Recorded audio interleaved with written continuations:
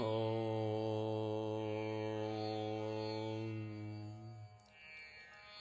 नमो भगवते वासुदेवाय। ॐ नमो नारायणाय। श्रीमन्नारायणीयं दशकं 21 श्लोका 5। रम्येहि उदीचि खलु रम्यक नाम्नि वर्षे। रम्येहि उदीचि रम्येह्युदीचि रम्येह्युदीचि खलु रम्यक नाम्नि वर्षे। रम्येह्युदीचि खलु रम्यक नाम्नि वर्षे। तत् वर्षनाथ मनुवर्य सपर्यमाणम्। तत् वर्षनाथ मनुवर्य सपर्यमाणम्। तद्वर्षनाथ मनुवर्य सपर्यमाणम्। तद्वर्षनाथ मनुवर्य सपर्यमाणम्। रम्येह्युदीचि खलु रम्यक नाम्नि वर्षे। तद्वर्षनाथ मनुवर्य सपर्यमाणम्।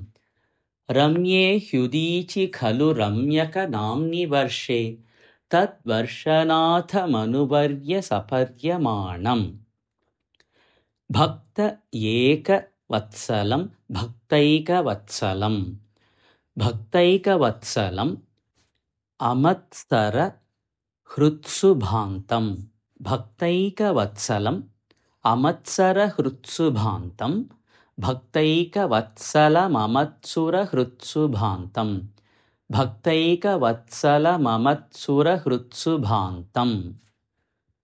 मत्स्य मत्स्याकृतिं भुवननाथ भजे भवन्तम्।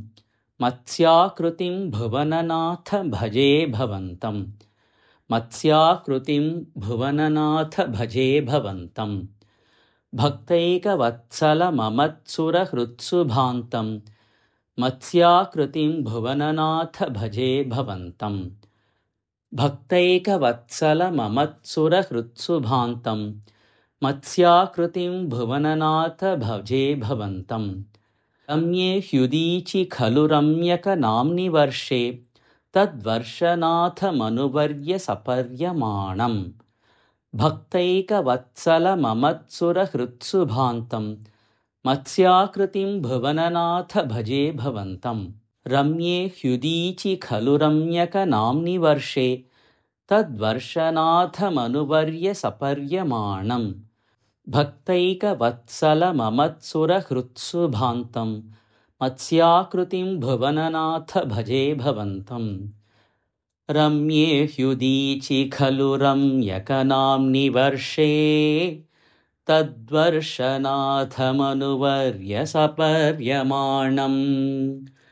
भक्तैकवत्सलममत्सर हृत्सुभान्तं। मत्स्याकृतिं भुवननाथ भजे भवन्तम्। रम्येह्युदीचि खलु रम्यक नाम्नि वर्षे। तद्वर्षनाथ मनुवर्य सपर्यमाणम्। भक्तैकवत्सलममत्सर हृत्सुभान्तं। मत्स्याकृतिं भुवननाथ भजे भवन्तम्।